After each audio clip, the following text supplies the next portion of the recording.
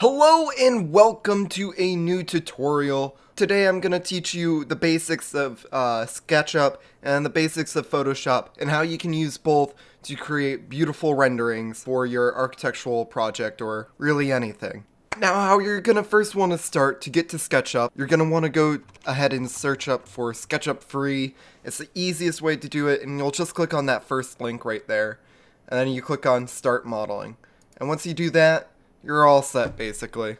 It may ask you to sign in, and if it does, it's really simple. You just go ahead and sign in with an email or use your Google account, and that will do it for you. So let me just go through the tools here. We've got just the select tool. You go like this to select anything it touches. This will select only things that are completely in borders. Like this, it touched that guy. But if I do it like this, it's not touching all of him, so it doesn't select him, only if I do that. And we got the erase tools, so then you just click on them and they're gone. Control Z will bring it back. Control Y will revert.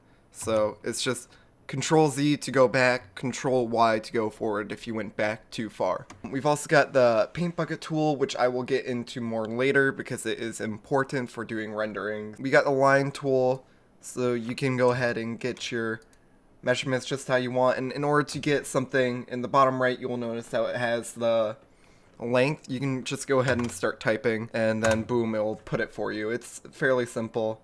It also will measure up perfectly for you, so it creates the perfect box without you even having to try. So we got the nice arc tool just to go ahead and show you. And once again, in order to get like the radius how you want it, if you have like a certain length in mind, you just go ahead and type that, and that will go ahead and lock it in for you. We've got our good old handy dandy rectangle tool. Fairly simple once again. In order to get the dimensions how you want it, you would have to do like 10 feet, and then you put a comma, and you put like 5 feet, and then it will do it for you. So the extrude tool basically creates a solid block, and once again, if you want to have it a certain height, you just go ahead and type it in there. It works really well with the offset tool. You go on this edge, you go like, we'll do 6 inches. And then if you want to show some depth, you go back to the extrude tool, push and pull, however you want it. And it creates a nice kind of depth to it. And we got our move tool. You can move your objects that you have. So if I would have to select this whole thing first. And then you go ahead and click on the move tool. You can move it around on the planes. And we've got a rotate tool to rotate it all. Fairly simple to use, not that difficult. Move it 90 degrees like that. To move around, you can go ahead and click middle mouse button just to spin. You can go ahead and click shift middle mouse to pan around. Anyways, that's kind of the basics, so I'm gonna go ahead and quickly create a model using all of the tools that I just showed you, and I will be back with the finished product shortly. Alright, so I am back now. We finally got this simple structure finished. I'm gonna teach you how to use the paint bucket tool to create something that can easily be edited in Photoshop. Now, if you go ahead and click on your paint bucket tool, it will bring you up to this screen, and then you can select a color. But we're going to want different colors that are easier to distinguish, so then we can create the effect that we're going for. And I'm just going to use colors here that represent somewhat what I want. So I'm going to change that middle pillar to that light blue, and the rest of the building here to the different color. Go ahead, click on the eyedropper tool right here, so I can get that color back, because I forgot which one it was. And we're actually going to go ahead and change the inside to something different.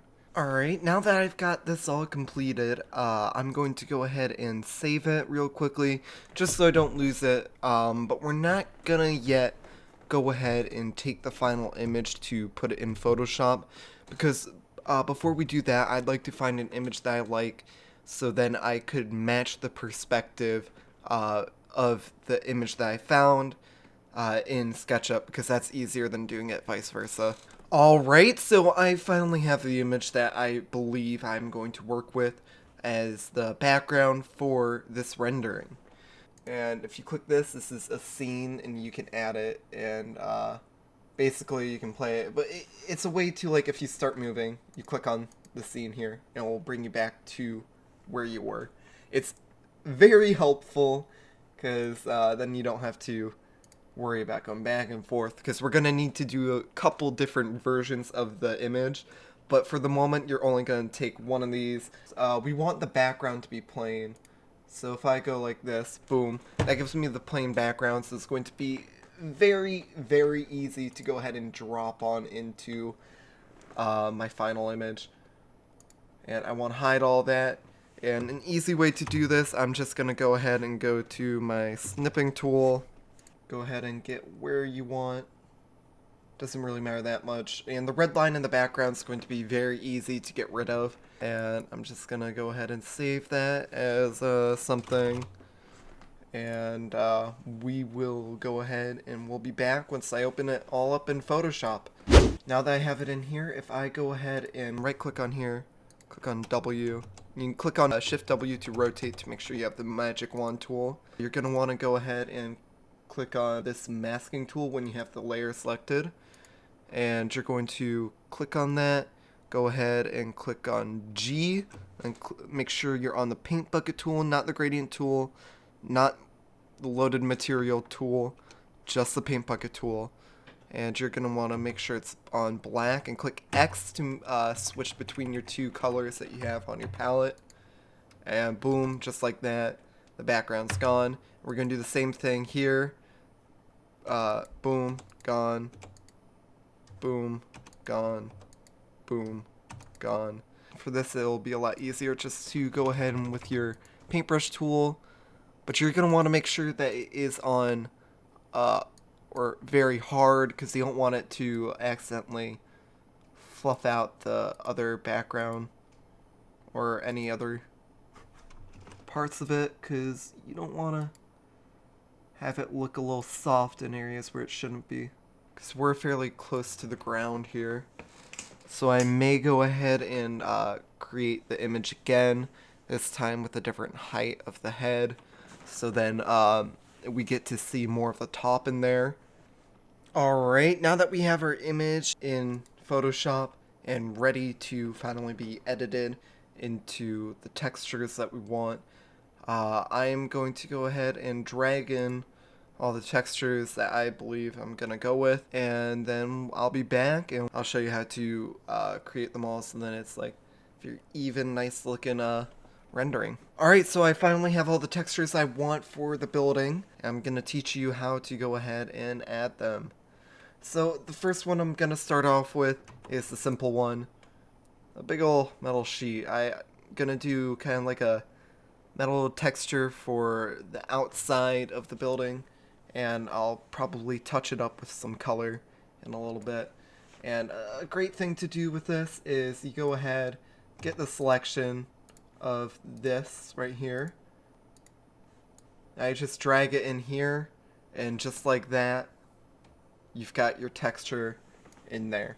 And then I'm gonna go ahead and put it on this wall. And for this one, once again, I'm gonna do that. I'm linking it, so then when I move this, where I link, it's going to stay on the page, not on the texture. Now we go ahead and click V. Make sure you have Show Transform Controls on, because this is very important. We're going to first go ahead and shrink the image down, so then this size here line up pretty much, and then you hold Control to maneuver them. It's okay if it goes a little over. You'd prefer to have it go over than not enough, so then you're not missing any areas and you don't have any gaps in your rendering. But just like that, you can already tell it's looking much better. And this is just the first layer here. I'm going to go back with another shadowing layer to get the shadows cast across there, because I have the scene saved. We're going to go ahead and do the walls of here. It's the same kind of thing. We're just going to click W on here. Go back to the download, which is this image. And then once again, click V. Go ahead and fix her up. Resize it so then this side is the size or side that fits. And you're going to do the same thing. And boom, just like that, it is warped to the image. Alright, and I'm just gonna skip until I have all of the interior walls done, and I'll come back when I need to do the column, because that's gonna use a little bit of a different style to get it correct. Alright, now I'm back. I changed it. I know it doesn't look good right now, but we're gonna change it once we go into the lighting and going in to kind of blend it into the ground here. It will look a lot nicer. But as you can see, I would like to use this brick texture, but the bricks would just be a little too big, so I'm going to use a very simple trick by just clicking Control C, Control V, going like that, boom, done. Would you look at that? Amazing. Same thing. And then I can go ahead and select both of them, Control C, Control V, copy and paste, and I do that. And boom, I got this beauty here. Once we have all of these selected, we're going to go ahead and merge all these layers here by clicking the Merge Layers button. And now it's just one solid layer that we can go ahead and put down. I went ahead and changed the opacity so I could see what's behind it while doing the controlling and the transforming here. We're going to go ahead and click on the Edit tool or Edit tab in the top left. Click on Transform here, click on Warp. Now for this, it's fairly simple. We're just going to go ahead and adhere it kind of closer so then we get the roundness that we want for this. Just by pinching it closer, we're just going to go ahead and get everything but that center column. Right click on the screen, click Select Inverse, and then we're clicking on that, and then boom, we got that. It doesn't look perfect right now, but it's going to look a lot better shortly once I go ahead and add in the shading and lighting to all of this. So now that we kind of got the base ready and all of our textures, we're going to need to go ahead and go back to SketchUp. Alright, now that we are back in SketchUp, we're going to go ahead and save that as a scene. We're going to want to shadows on. Now that we got all this, it should be ready to go.